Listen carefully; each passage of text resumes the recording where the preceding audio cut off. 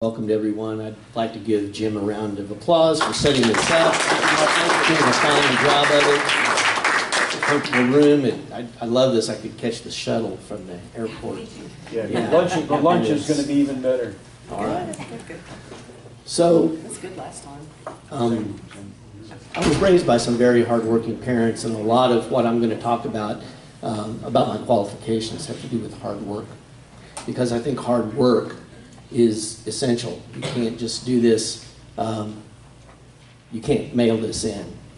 So let's start by talking about the types of things that you should be thinking about when you begin to think about who you are going to elect for a public office. First, the person should have the qualifications and the experience to do the job. They need to have an understanding of the job. And you need to know what kind of contributions those people have made in order to deserve to be elected. That's my feeling on that subject. First of all, I spent 8 years in the Congress, and along with Congressman Supernaw and Congresswoman Edwards, I'm going to say I think we did most of the heavy lifting when it came to building the foundation of Osage law that we enjoy today, especially during the first 4 years of this new government. I spent 4 years in legislative leadership, 2 as second speaker and 2 as the speaker of the Congress, and I've served as assistant principal chief since 2014. I have a Bachelor of Science in Business with a management emphasis. And by order of Chief Standing Bearer, I've served 80 days as acting principal chief in this last term since 2014. Now we come to understanding of the job, and I have a favorite saying, and that is progress occurs at the speed of trust. As the person that sits in between the executive branch and sits with the Congress, I absolutely, positively must maintain the trust of the chief and the trust of the Congress in order to succeed in that job. You can't tell lies, you can't misrepresent things, you have to tell the truth. And you have to properly, at the same time, represent the position of the executive branch and the principal chief under whom you serve. You have to know how to do that. You're navigating a space between two entities that have a very natural tension between them. That's the nicest way I know to put it. It's by far and away, I think, as challenging a job in its specific role as anything else that occurs upon the Hill. And then there's the contributions to the nation and how that affects you as Osage people. In the time that I've been there, Chief allowed me to play a key role in the purchase of the Blue Stem Ranch.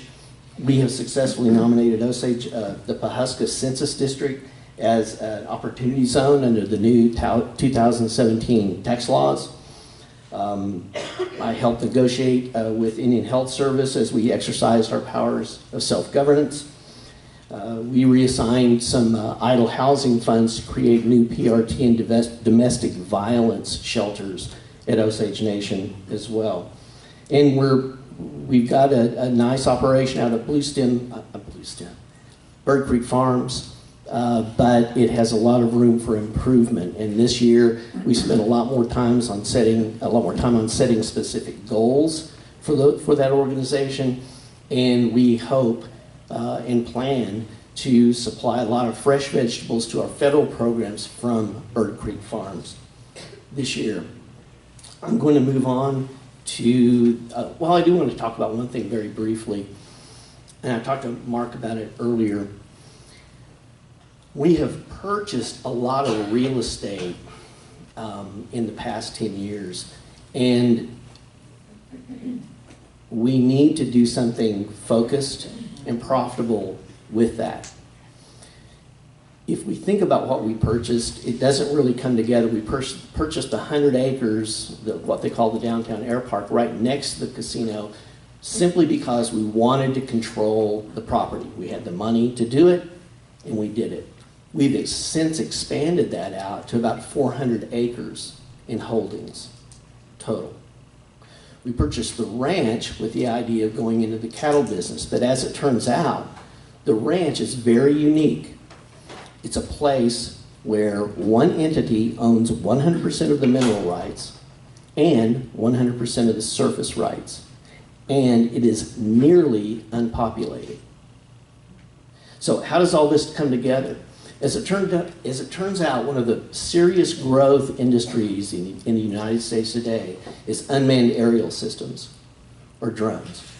And we have, because that air park is just over 5 miles from Tulsa International and just under 5 miles from downtown Tulsa, and next to the airstrip and this 80,000 square foot, what was an avionics educational facility that we purchased, right next to that is a brand new $150 million hotel and casino.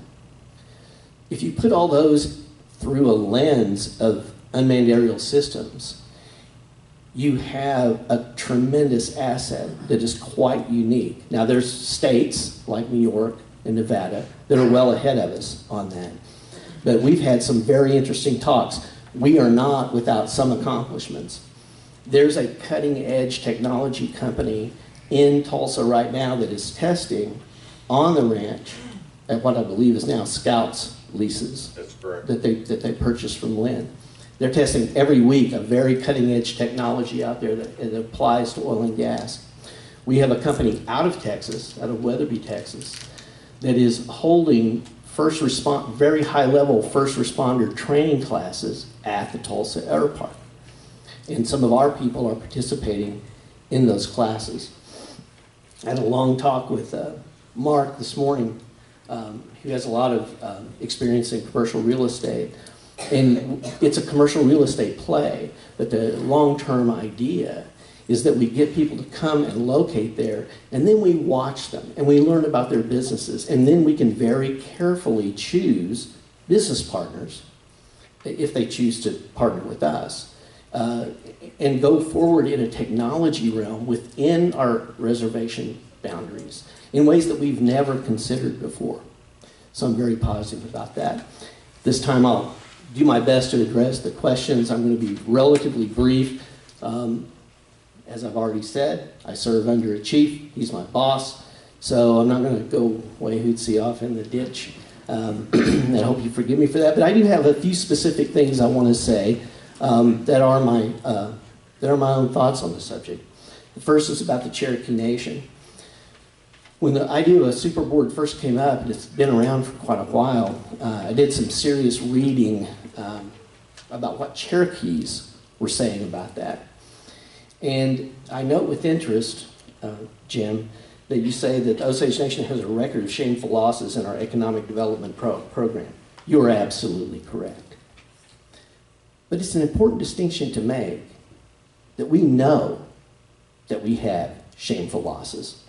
According to some of the Cherokee material that I read, Cherokees did not know that they had shameful losses because all of those losses were masked by a really humongous amount of gaming profit. So whatever we do going forward, we have to maintain access to the material that, in the performance of what all of these different entities, wherever they are and whatever structure is chosen, we need to be able to track those and know what individual business entities under a board of any kind are doing. Second question is, some of our Osage Nation LLC boards are proposing to take out loans to fund their business operations. Would you support this? Absolutely. And let me tell you why. Because which do you want? Do you want the Osage Nation putting their good money with a limited liability company? Or do you want a bank to loan them money when that bank cannot come after the Osage Nation in a limited liability company place? Do you want them losing our money or making us money, hopefully, someday? Or do you want them losing the bank's money? I say let them lose the bank's money. That's what I say, because they can't come after us. That's the whole idea of limited liability companies to begin with, is to insulate the losses to that business entity. Last but not least, you asked that in 2016, the Osage Nation borrowed $176 million to buy the Lucian Ranch and remodel our Tulsa casino. Do you think we have reached our debt limit? Here I have to kind of be careful because there is confidentiality, as the chief pointed out. We are on tape. I'm sure it'll be on Facebook. Not that the Cherokees check Facebook every night for what Osages are doing, but still, nevertheless, that's an issue. Let me tell you something that you don't know, and I'm not going to give you specifics, but I'm going to try to emphasize a point. There's a term in finance called real interest rates. And what real interest rates means is how you compare your interest rate that you're paying to the rate of inflation. If you are paying less than the rate of inflation, you have a positive, you're borrowing money on a positive basis. Ladies and gentlemen, the amount of money in interest on these loans is variable, but I'm telling you, it's this big. So whenever you think about $176 million, yeah, that's right, but the interest rate is this big.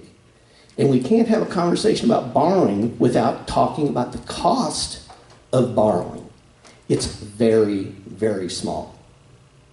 Very small. It's one of the reasons I supported the borrowing.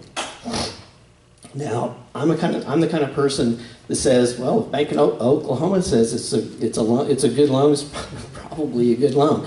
I think we have stopped pretty far short of anything that would resemble a dangerous level of borrowing.